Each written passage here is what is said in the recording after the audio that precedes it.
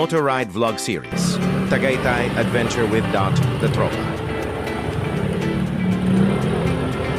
Magpagas muna tayo, sir. Good morning guys! Welcome sa aking vlog. Ngayong araw samahan nyo kami sa isang motor ride adventure papuntang Tagaytay City kasama ang tropa. Sa work, Pagas. pagka-out namin sa duty, hindi na kami nagpatumpik-tumpik. Diretso na agad sa biyahe. Pero syempre, unang stop, gas station muna para magpakarga ng gasolina. After that, go na agad. Dumaan kami sa loob ng National Bilibid Prison, yes, legit yan, na diretso papuntang Daang Hari Road. Nag-stop over kami saglit sa may Biazon Road para hintayin ang isa pa naming kasamahan. Pagdating niya, andar na ulit. Ang lead rider namin this time ay si Sir Ruben, ang veterano sa rides, kaya kampante kaming hindi maliligaw. At kung maligaw man daw kami, may tip ang matatanda. Baril lang ang damit para hindi maligaw.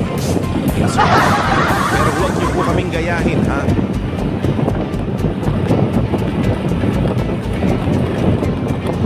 Swerteng-swerte kami sa panahon. Walang ulan, presko, at medyo makulimlim.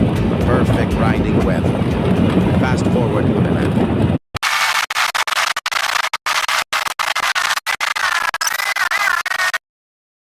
Mga 8:00 a.m., dumating na kami sa Tagaytay Mahogany Beef Market.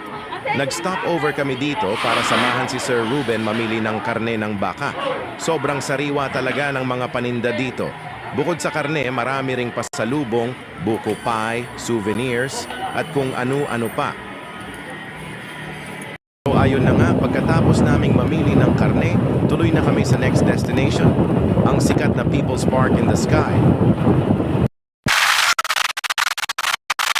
Around 9:42 a.m. na kami nakarating. Dahil Sabado ang daming tao, pero carry lang, kasama ang tropa, kaya masaya pa rin.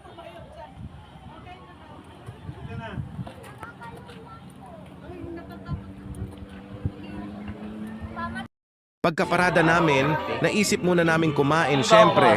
Pumasok kami sa isang local eatery at umorder ng gotong Batangas.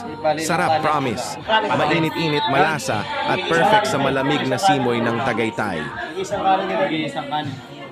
Ang ambience, preskong hangin overlooking view, kaya habang kumakain, parang gusto mo nang magpabook ng staycation.